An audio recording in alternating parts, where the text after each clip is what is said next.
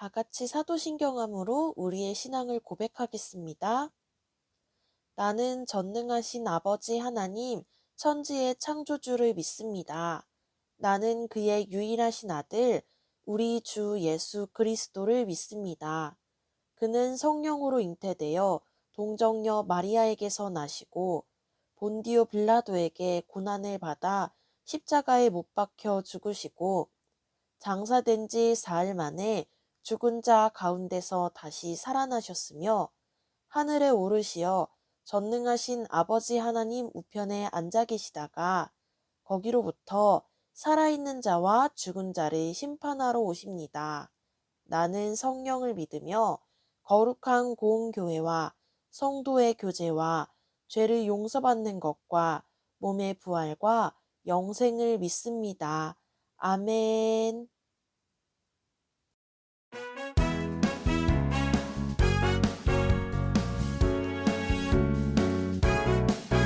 내가 어릴 때 만난 성경이 예수님 안에 있는 믿음으로 나로 구원에 이르는 놀라운 지혜가 있게 하죠. 모든 성경은 하나님의 감동으로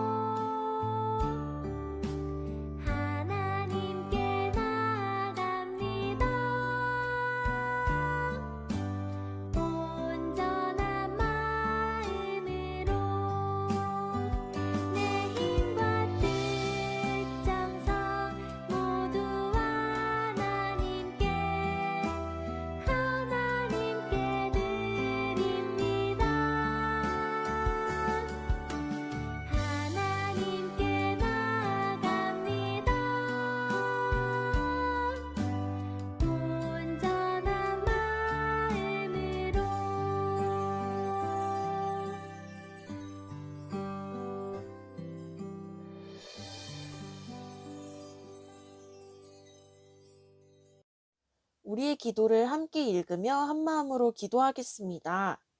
하나님, 오늘도 예배하게 해주셔서 감사합니다. 우리의 예배를 기쁘게 받아주세요. 성경을 통해 어떻게 살아야 할지 알려주신 하나님, 하나님의 말씀을 따라 평생을 살았던 요시야 왕처럼 우리도 하나님의 말씀으로 하나님만 바라보게 해주세요. 감사드리며 예수님의 이름으로 기도합니다. 아멘. 오늘의 말씀을 함께 읽겠습니다. 오늘 우리에게 주시는 하나님의 말씀은 열왕기하 23장 24에서 25절 말씀입니다. 다 같이 한 목소리로 읽겠습니다.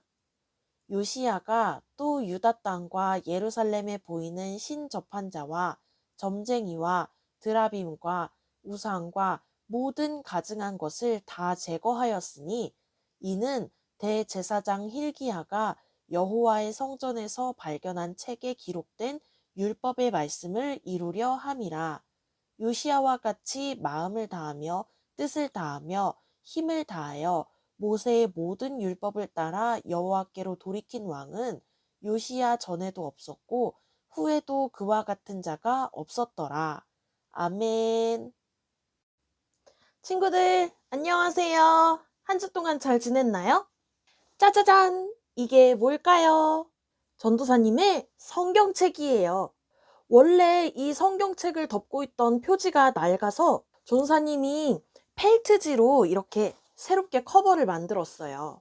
이렇게 낡거나 유행이 지난 물건을 새롭게 만드는 것을 리폼이라고 해요. 형태를 완전히 없애는 것이 아니라 필요한 부분에만 변화를 줘서 다시 사용하는 거예요. 그럼 전도사님이 성경책 커버를 어떻게 한 거죠? 리폼한 거죠. 아마 우리 친구들 주변에 있는 어른들도 성경책을 리폼한 분이 정말 많을 거예요. 그런데 성경책만 리폼할 수 있나요? 아니죠. 청바지, 가방, 책상 등등 리폼할 수 있는 물건이 정말 많아요. 그렇다면 혹시 우리의 믿음도 리폼할 수 있을까요? 친구들은 믿음도 리폼할 수 있을 것 같나요? 네. 성경을 보니까 우리가 성경 말씀으로 믿음을 리폼할 수 있대요. 다 같이 전도사님을 따라해 볼까요? 말씀으로 믿음을 리폼하자. 다시 한번 말씀으로 믿음을 리폼하자. 잘했어요. 오늘은 하나님의 말씀으로 낡은 믿음을 리폼한 요시야 왕을 만나봐요. 다 같이 말씀 속으로 하나, 둘, 셋, 뿅! 하나님을 잊고 점차 우상을 섬기기 시작한 이스라엘은 남유다와 북이스라엘로 나뉘었어요. 하나님의 경고에도 사람들은 죄짓기를 두려워하지 않았어요. 하나님께서 싫어하시는 산당을 지어 우상에게 절하고 심지어 사람을 제물로 바치기도 했지요. 이 모습은 하나님께서 가장 싫어하시는 모습이었어요. 성경은 이를 보신 하나님의 진노가 극에 달했다고 기록하고 있어요. 사람들의 죄로 가득한 남유다의 16번째 왕이 왕위에 올랐어요. 바로 요시야예요. 요시야의 이름은 여호와께서 고쳐주신다라는 뜻이에요. 그는 8살이라는 매우 어린 나이에 왕이 되었지만 이전에 어떤 왕보다도 하나님을 굳게 믿었어요. 요시야는 남유다가 우상을 버리고 하나님의 말씀대로 살도록 하기 위해 많은 노력을 기울였어요. 어느덧 요시야가 왕위에 오른 지 18패가 되었어요. 요시야는 사람들에게 하나님의 성전을 수리하도록 명령했어요. 성전을 수리하던 어느 날 놀라운 일이 일어났어요. 하나님의 말씀이 담긴 율법책이 발견된 거예요.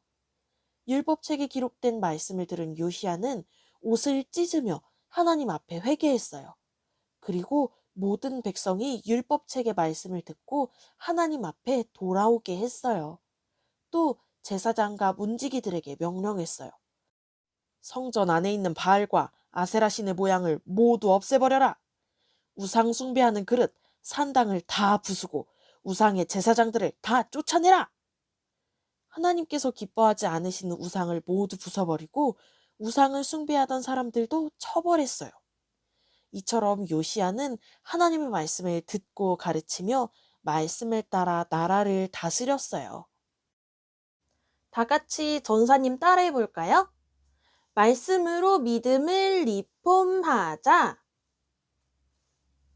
다시 한번 말씀으로 믿음을 리폼하자. 잘했어요. 요시야 왕은 하나님의 말씀으로 백성들의 낡은 믿음을 리폼해 주었어요. 오늘은 종교개혁 기념주일이에요. 지금으로부터 500년 전에 하나님을 믿는다고 하면서 말씀보다 돈을 더 사랑했던 사람들이 있었어요. 바로 죄를 용서받고 천국에 가려면 돈을 내고 면죄부를 사야 돼요 라고 말하면서 면죄부를 팔았던 사람들이에요. 그 말을 듣고서 사람들은 면죄부를 사야만 천국에 갈 수 있다고 생각했어요. 그 당시엔 성경이 헬라어, 히브리어, 어려운 외국어로 적혀 있어서 성직자가 아니면 직접 성경을 읽을 수가 없었어요. 성직자들은 맘대로 성경을 해석하고 가르치려고 성도들에게 성경을 제대로 번역해 주질 않았어요. 하나님의 말씀을 가까이 하던 마틴 루터는 그들이 잘못되었다는 것을 비판하면서 그래, 바르지 않은 믿음은 잘라내야 돼 하고 종교개혁을 일으켰어요.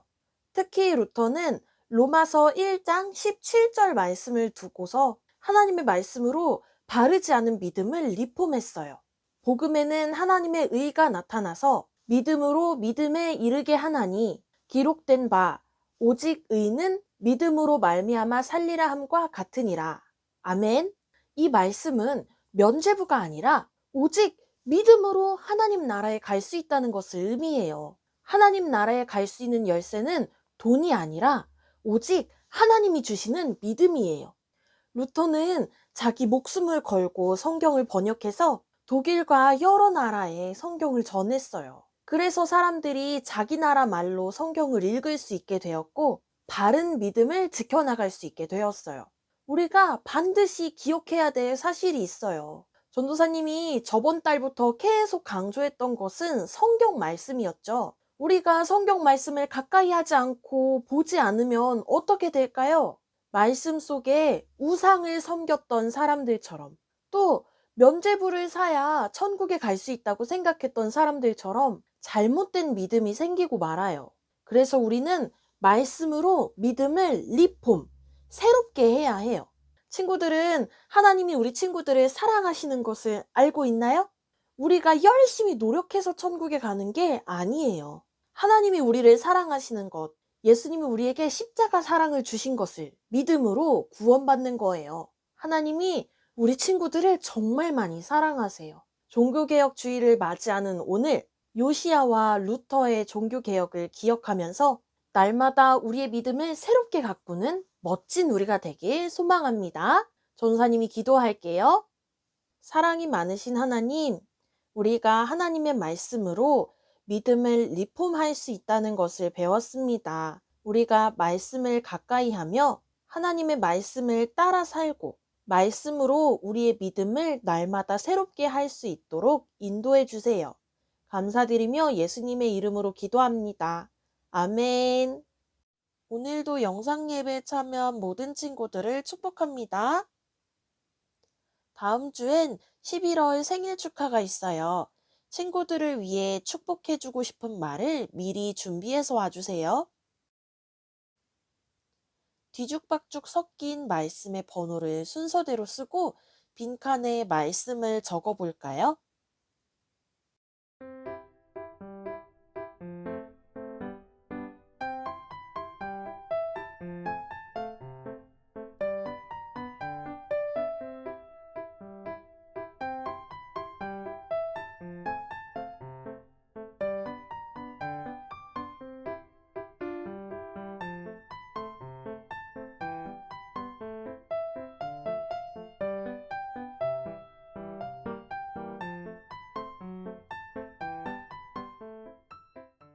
다 같이 주기도문함으로 오늘 예배를 마치겠습니다. 하늘에 계신 우리 아버지, 아버지의 이름을 거룩하게 하시며 아버지의 나라가 오게 하시며 아버지의 뜻이 하늘에서와 같이 땅에서도 이루어지게 하소서.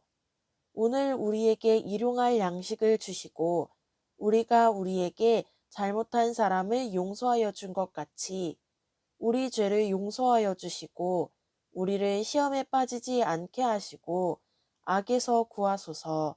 나라와 권능과 영광이 영원히 아버지의 것입니다. 아멘.